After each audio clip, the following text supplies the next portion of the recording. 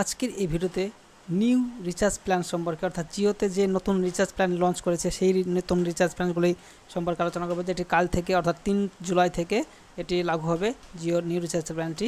তো চলুন এটি কি কত টাকা, কোন প্ল্যানে কত টাকা বেড়েছে সেগুলো জেনে নিই। আপনারা দেখতে পাচ্ছেন এখানে প্রথমে যেটা 239 টাকায় জিও 28 দিনের জন্য 1.5 GB ডেটা দিচ্ছিল সেটা এবং ভয়েস আনলিমিটেড দিচ্ছিল, সেটা এখন হয়ে দাঁড়িয়েছে 299 টাকা। এবং যেটি 299 টাকা ছিল সেটি দাঁড়িয়েছে 28 দিনের জন্য, সেটা 2 GB ডেটা প্রতিদিন 28 দিচ্ছিল 28 দিন, সেটা এখন হয়েছে 349 টাকা। এবং 666 টাকা অর্থাৎ 84 দিনের যে নেটটা দিতেছিল 666 টাকা, সেটা এখন হয়ে দাঁড়িয়েছে আপনার 1.5 GB ডেটা যেটা দিতেছিল সেটা এখন দাঁড়িয়েছে 799 টাকা। তাহলে বুঝতে পারছেন কী পরিমাণে জিও নেটের মানে দাম অর্থাৎ নেটওয়ার্ক দাম বেড়েছে।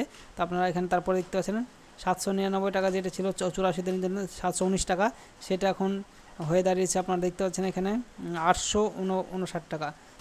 859 টাকা দাম হয়ে দাঁড়িয়েছে। তো আপনাদের যাদের জিও মোবাইল আছে, যাদের রিচার্জ আছে, তাদের অবশ্যই বিষয়টি জানা দরকার।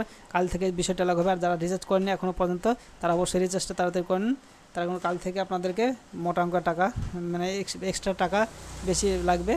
তো ভিডিও দেখার জন্য ধন্যবাদ। আর কোনো কিছু জানা থাকলে অবশ্যই কমেন্ট করবেন। Thank you.